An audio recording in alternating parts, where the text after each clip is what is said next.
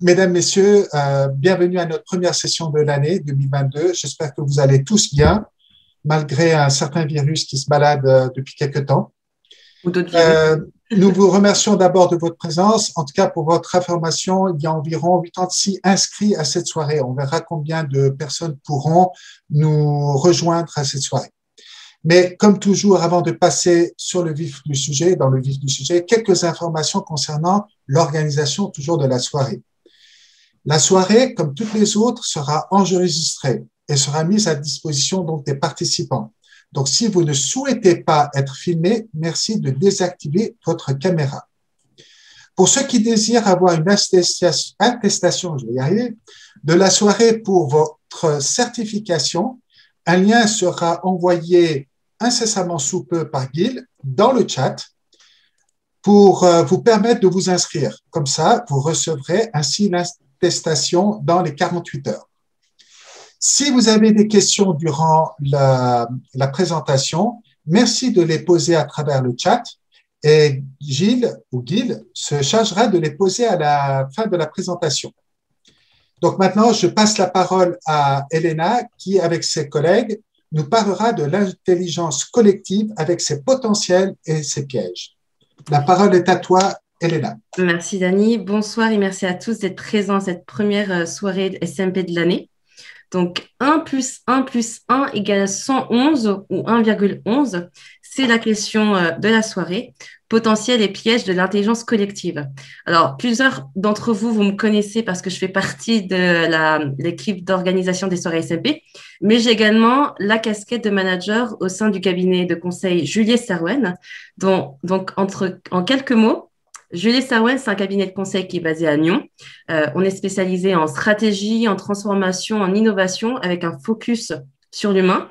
Et on accompagne nos clients sur leurs projets à travers une batterie de méthodologies innovantes et des compétences métiers très fortes. Et j'ai le plaisir aujourd'hui d'être accompagnée de 4 de mes collègues. Donc, rien de tel pour vous parler de l'intelligence collective, n'est-ce pas? Donc, je vais vous laisser la main à mes collègues pour qu'ils se présentent aussi. Oui, bonsoir, Joshua Berger-Paddock. Je suis directeur et consultant chez Juliette Serwen également. Je suis aussi américain qui explique l'accent et des fois des erreurs en français malgré tous les efforts de mes chers collègues. Oui, merci Josh. Bonjour à tous, je suis ravie d'être avec vous ce soir. Donc moi, c'est Florine Monnier et je suis consultante senior en TNG Project Management chez Juliette Serwen depuis 5 ans. Oui, bonjour, moi c'est Stéphane Wagner, je suis partenaire chez Juliette Serwen. Je suis consultant depuis 10 ans et puis avant, j'ai passé 20 ans à l'international dans des rôles de CEO, CFO, dans les industries cosmétiques, biens de consommation et le retail. Voilà, on est très content d'être là ce soir avec vous et puis merci à la SMP pour nous avoir invités. Et bonjour à tous, moi c'est Margot Herel, je suis ravie aussi d'être là avec vous ce soir. Je suis consultante chez Juliette Serwen en conduite du changement et je serai aujourd'hui l'animatrice sur la partie atelier, interaction, etc. Merci pour les présentations. On va pouvoir maintenant passer au contenu, donc l'agenda. On vous propose d'avoir 5 parties que nous allons aborder ensemble. Alors, la première, c'est quoi l'intelligence collective? Quand utiliser l'intelligence collective? Les biais limitant l'intelligence collective. La 4e partie, comment booster l'intelligence collective? Et dans cette partie, on va vous donner un exemple pratique d'un dispositif complet. Et on terminera avec la conclusion et la session de Q&A. Donc, comme l'a dit Dani, n'hésitez pas à écrire vos questions dans le chat durant toute la présentation et on pourra répondre à la fin lors de cette partie questions-réponses. Donc, pour ceux qui se demandent pourquoi on a mis des coraux comme fond d'écran, donc ça aurait pu en fait être les photos de mon voyage en Égypte, mais c'est pas que ça. Le corail, ça représente le fonctionnement en réseau. C'est un organisme qui prospère dans un écosystème, qui communique, qui fonctionne, qui s'alerte, qui collabore et qui incarne pour le coup l'intelligence collective. Oui. Merci. Là, on a vu des formes, aussi les définitions et maintenant des bénéfices. Mais est-ce que tous ces bénéfices et toutes ces formes s'appliquent à toutes les situations ou pas? Est-ce qu'on va pouvoir chercher et cultiver l'intelligence collective dans toutes les situations? C'est là où on va regarder. Et on va vous proposer, on va vous présenter 5 situations propices à l'utilisation de l'intelligence collective. Donc, c'est 5 points, je dirais, qu'on doit prendre en considération avant de faire appel à l'intelligence collective. Le premier point, quand on favorise l'intelligence collective, le premier point, c'est quand on a un problème complexe. Donc, si on a un problème simple, comme comment faire, je ne sais pas, un tableau croisé dynamique, on ne va pas forcément faire un atelier avec 10 personnes pour faire de l'émulation collective sur le sujet, mais on va plutôt demander à un collègue, on va regarder des tutos sur Internet. Donc, il faut avoir un projet, je dirais un problème complexe pour faire appel à l'intelligence collective. Oui, par exemple, là, chez nous, on a favorisé cette approche de cultivation de collectif et d'intelligence collective pour un grand projet d'aider un canton à réorganiser son réseau hospitalier. Yes. Ensuite, Désolé. Ouais, je veux bien que tu affiches. Ensuite, on a toute la partie, donc l'approche est ouverte à la décision, à la révision. Donc, si on a un projet où en fait le cadre est déjà défini, il n'y a aucune possibilité de changer quoi que ce soit, donc le scope, le coût, les délais, ce n'est pas propice à l'intelligence collective. Oui, là, on voit peut-être le contre-exemple qui peut être intéressant ou instructif. C'est quand on fait des projets, par exemple, dans le monde bancaire, au niveau de réglementaire. Il faut avoir intégré cette nouvelle règle au processus pour être compliant. Là, c'est trop fermé, donc on n'a pas cette ouverture qu'on cherche. Par contre, une entreprise pharma qui est venue nous voir a demandé comment ils pourraient envisager à réduire l'absentisme. Ils avaient un problème d'absentisme. Donc, il n'y avait pas de solution prête, il n'y avait pas de proche même prêt et pas des dates en vue. Donc, c'est là où on a pu aussi justement favoriser l'inclusion de beaucoup plus de monde et créer un collectif autour de ce sujet-là.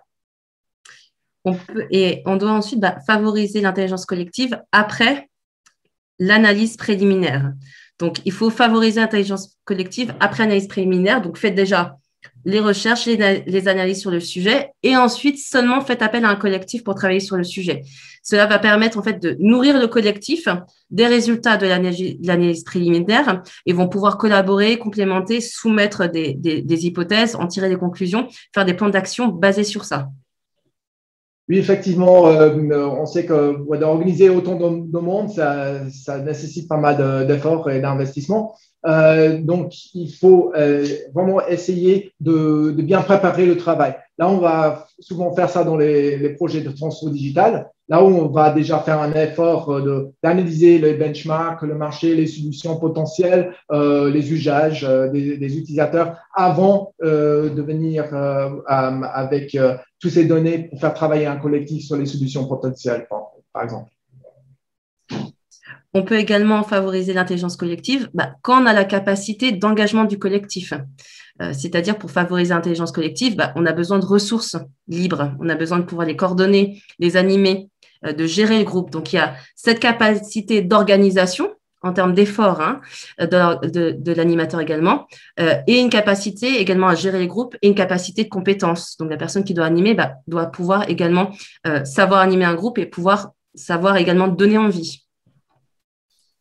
Oui, là, on voit souvent dans beaucoup d'organisations aujourd'hui, c'est difficile de libérer le temps. Et si on veut lancer un collectif autour d'un sujet, il faut bien trouver le temps. Donc, si on est vraiment en incapacité de libérer les gens à travailler ensemble, il vaut mieux peut-être pas essayer de se lancer dans cette démarche-là. Par exemple, on a par contre d'autres bons exemples, par exemple dans une organisation sportive, là où on a fait pas mal de proof of concept pour changer la manière de travailler à distance de manière flexible. Et on a fait des petits proof of concept, des petits POC avec certains départements. Et vu qu'on arrivait à les inclure de manière assez fluide dans leur travail quotidien, on a pu faire tester énormément de modèles et choisir le meilleur à la fin. Et quand on a pu libérer les ressources et on a fait travailler les gens ensemble, il faut également pouvoir avoir la capacité de gérer les outputs, gérer les résultats. Donc, par exemple, dans un projet, j'avais travaillé dans un projet de transformation culturelle dans une banque privée et on a utilisé une approche qui s'appelle l'appreciative inquiry, donc basée sur la psychologie positive. On a un groupe d'individus qui a travaillé sur le cadre d'un projet qui est aligné avec la vision du sponsor. Et ce groupe d'individus a ensuite embarqué toute l'entreprise. Donc, ce qu'on a fait, c'est qu'on a fait différents ateliers lors d'un événement où il y avait toute l'entreprise, donc une centaine de personnes. Et vous vous en doutez bien, 100 personnes, ça fait 800 post-it. Donc, à consolider. Donc, il n'y a rien de plus frustrant que de participer et de rien voir sortir. Donc, il est vraiment important de pouvoir également avoir la capacité de gérer les outputs pour assurer un suivi. Alors, il y a une longue question qui est arrivée de Jean-Pierre. Quand une équipe n'arrive pas à trouver une solution à ses problèmes d'organisation, est-ce que l'intelligence collective peut les conduire à trouver la solution ou est-ce qu'il faut des experts externes qui ont davantage de savoir ou d'expérience pour résoudre leurs problèmes? N'est-ce pas une illusion de penser qu'un groupe qui n'est pas arrivé à imaginer la solution puisse le trouver par lui-même juste avec l'intelligence collective?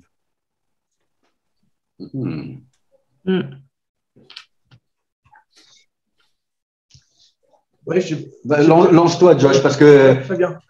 Question multiniveau là. Les questions d'expertise est toujours un de ces équilibres à trouver dans l'intelligence collective. Parce que avec l'expertise, il y a aussi un biais, c'est-à-dire on va plutôt écouter l'expert que d'autres. Donc c'est important d'avoir quand même une base d'expertise. Souvent, on va le chercher d'abord en préliminaire, dans l'analyse qu'on va faire au début. Qu'est-ce que les grands experts disent déjà sur notre sujet? Ensuite, il faut aussi aller chercher à intégrer dans votre groupe les perspectives et les gens différents. Ça veut dire peut-être aussi même les experts externes qui pourraient venir travailler avec vous ou un client potentiel, un partenaire potentiel qui pourrait aussi intégrer votre groupe pour donner ses positions. Donc, oui, un expert pourrait très bien être intégré. Je ferai juste attention qu'on on adresse un expert avec un groupe parce qu'on n'arrive pas à trouver les solutions. Comme maintenant, l'expert va nous donner la solution. Je ferai plutôt en sorte que l'expert intègre le collectif pour que lui-même ou elle-même arrive aussi à s'imprégner de l'esprit, de problématiques, de tout, pour bien trouver la solution qui va bien à votre organisation. Merci beaucoup de la part de la SMP aussi. C'était vraiment un sujet très intéressant. On n'entend pas toujours de ce genre de sujet, donc vraiment merci beaucoup. Maintenant, nous avons le prochain mois un autre sujet qui va venir, c'est le projet où la présentation portera sur le projet du saute-mouton. Donc, en Prix, Malais et Renan. Je ne sais pas si certains d'entre vous, vous êtes concernés par ça, mais durant pas mal de temps, il y a eu il n'y avait pas de tram entre Échallens et puis Malais. Donc, Michael Maître va nous présenter ça le 15 février. Et nous nous réjouissons de vous avoir avec nous le 15 février. Merci encore, en tout cas. On finit dans les temps, à quelques secondes près.